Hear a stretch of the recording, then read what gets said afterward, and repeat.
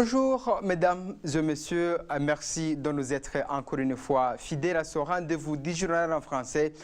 Après la décision de la Cour pénale internationale d'ouvrir les enquêtes sur la situation de crise au Burundi, le gouvernement n'a pas manqué d'exprimer sa peur par le biais de son ministre de la Justice, Aimé Laurentine Kanyana.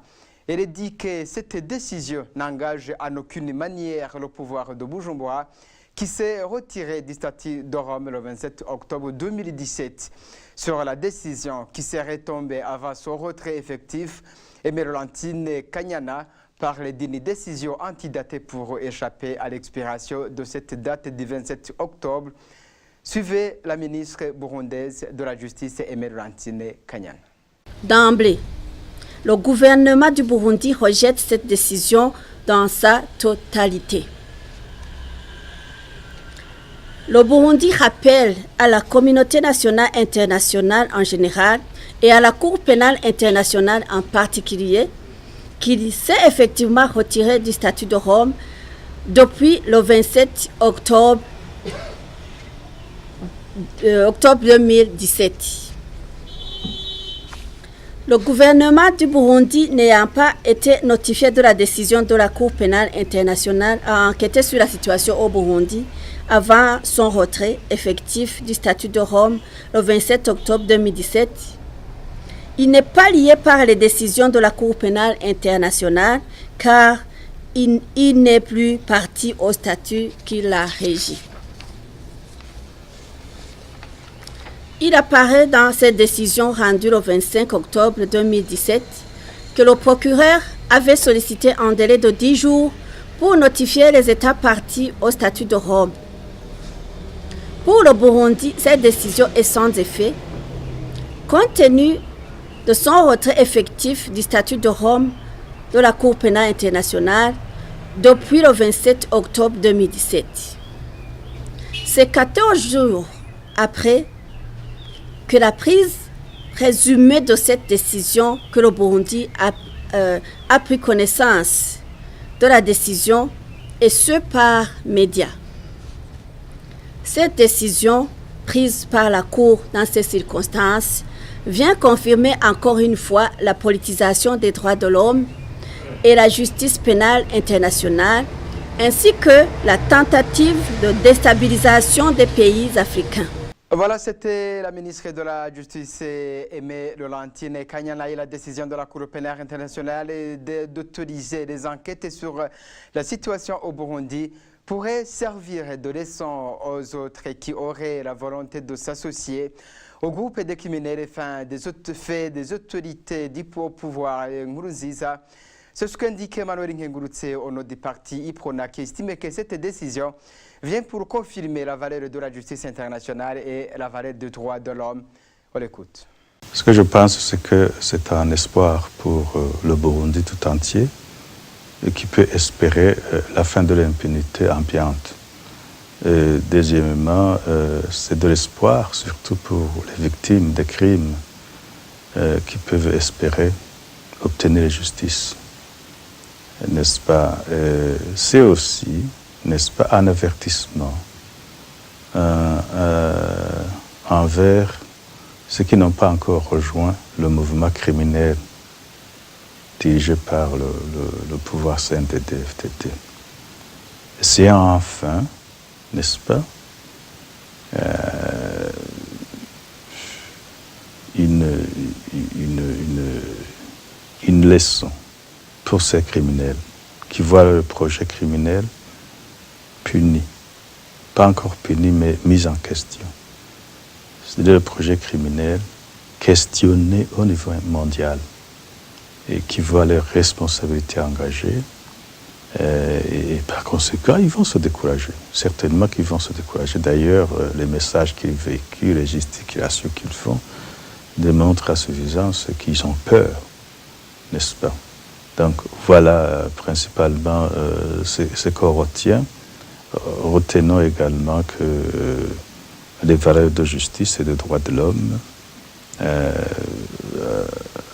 à travers cette décision, retrouvent leur prééminence sur d'autres idées, valeurs et principes qui sont à tout bout de champ lancé comme ça pour se barricader, pour continuer à commettre les crimes. Ce sont ces idées-là qu'on avance de souveraineté, d'indépendance nationale, de panafricanisme, d'intégration régionale, et qui devraient en principe venir contribuer à la réalisation de la pleine dignité humaine et pas venir en compétition contre la dignité humaine. Il s'agissait de la négation du pouvoir Nkurunziza par rapport à ces enquêtes autorisées par la CPI. Emmanuel Ngurusse a ajouté que cela ne change rien du moment que l'article 127 du statut de Rome est clair. Les crimes commis ne sont pas effacés pour ce fait de se retirer du statut de Rome. Cela pourrait tarder, mais la justice finira par être rendue aux victimes de ces crimes. Suivez encore une fois Emmanuel Ngurusse au nom du parti prône. Ça ne change rien puisque l'article 127 du statut de l'homme de la CPI est très clair. Le retrait d'un pays ne supprime pas les poursuites déjà à commencer. Et par conséquent, il y avait une enquête préliminaire qui avait été ouverte, je pense, en avril 2016, avant le retrait, la date effective du retrait du Burundi. Et ces enquêtes viennent d'être confirmées, enfin cette phase préliminaire vient d'être confirmée par des enquêtes proprement dites. Par conséquent, le Burundi s'est engagé en ratifiant le statut à coopérer. Pendant la période où il était membre, tous les crimes qui ont été commis en cette période peuvent être, n'est-ce pas, faire l'objet d'enquêtes. Et les responsables punis. C'est ça l'engagement que le Burundi avait pris. Et qui reste malgré le retrait de celui-ci au statut. Malgré cette négation du pouvoir de Bujumbura des crimes commis à l'endroit de la population, c'est toujours la page Ndondeza donc un projet de l'ONG Focodé. Joseph Nsabimana, c'est un jeune de la zone Chibitoke qui a été porté disparu depuis le 13 décembre 2015. Il a été appelé par ses amis dans la zone d'Ongagara où il est tombé dans les pièges. Il a été arrêté par le tristement célèbre, le brigadier Jonas Ndabilinde de la garde présidentielle. Ce jeune est connu pour avoir participé activement dans les manifestations de contestation du troisième mandat de Pierre Nkurunziza. Il est documenté parmi plusieurs autres victimes de la disparition forcée du projet Ndondeza de l'ONG locale Focodé, comme je l'avais déjà dit.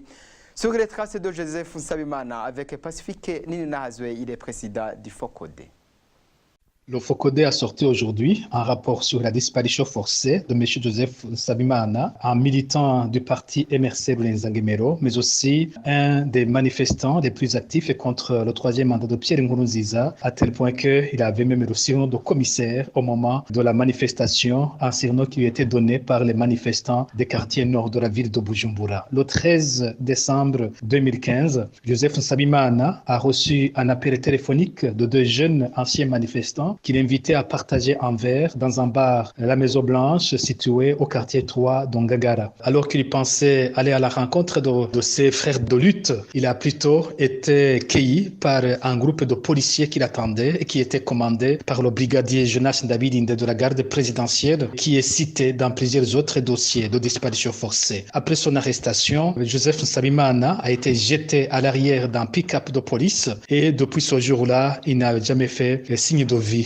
Bientôt, ce sera 2 ans après cette disparition. La famille de Joseph Nsabimana a tenté de le chercher dans tous les cachots officiels de Bujumbura, même dans les morgues des hôpitaux de Bujumbura, mais en vain. Par contre, la famille a reçu beaucoup de menaces, notamment le petit frère de Joseph Nsabimana, qui a été traqué par l'administration de la zone urbaine de Chibitoke par des policiers et des miliciens Imbonerakure, qui s'est caché pendant environ 2 ans et qui n'a eu la vie sauve qu'après la fuite fuite en août dernier. La famille s'est adressée à la Commission nationale indépendante des droits de l'homme, mais cette commission a juste confirmé qu'il ne l'avait pas trouvé dans les différents cachots. Mais curieusement, dans son rapport annuel sur l'année 2015, le nom de Joseph Nsabimana ne figure même pas sur la liste des personnes portées disparues sur le rapport de la CNDH. Nous avons aussi appris que la famille de Joseph Nsabimana a été rançonnée à hauteur de 550 000 francs burundais de 3 personnes qui se présentaient comme des émissaires de Jonas Ndabirinde, mais qui n'ont jamais ramené Joseph Nsabimana. Enfin, l'OFOCODE salue l'ouverture de l'enquête de la Cour pénale internationale sur le Burundi et demande qu'il y ait des mesures de protection des témoins et des victimes pour que le pouvoir de Bujumbura ne profite de cette occasion pour éliminer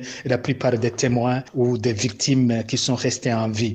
En même temps, nous demandons une enquête indépendante sur la disparition forcée de Joseph Nsabimana et demandons la traduction en justice du brigadier Jonas Ndabirinde et de toutes les personnes citées dans la disparition forcée de Joseph Nsabimana. Le FOCODE profitera de ces 2 semaines pour produire plusieurs rapports sur des cas de disparition forcée, encore une fois pour renforcer la pertinence de cette enquête de la Cour pénale internationale sur les crimes commis au Burundi depuis avril 2015.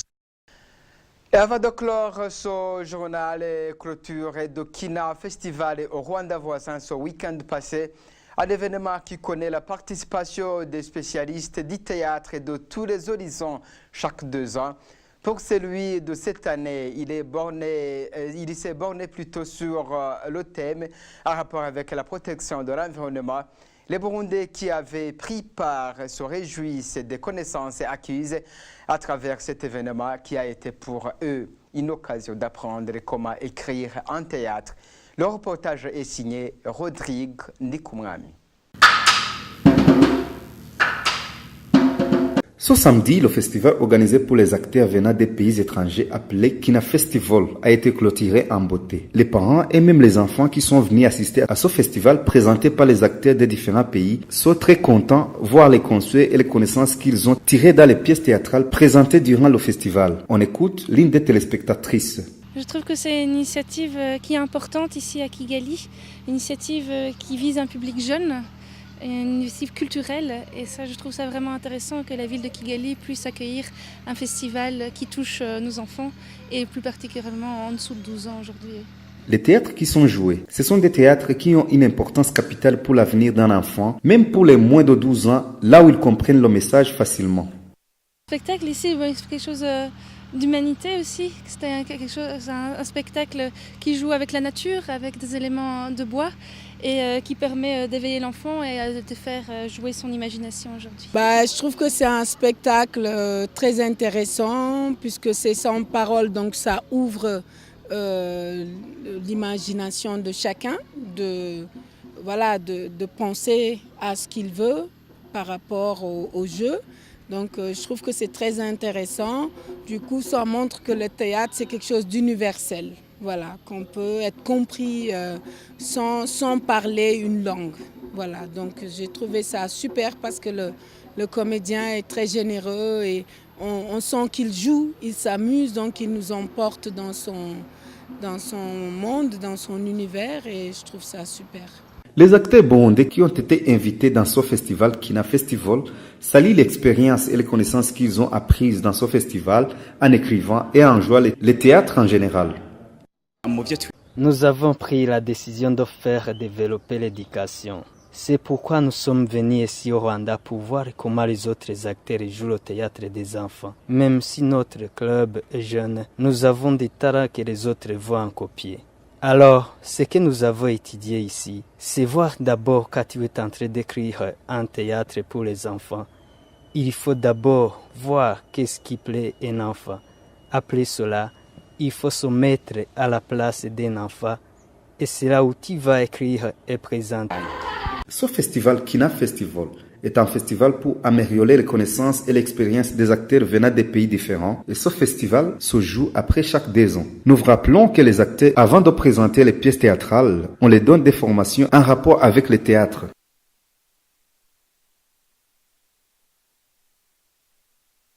Voilà, c'est ici que prend fin ce journal. Merci de nous avoir prêté. Au revoir et à la prochaine.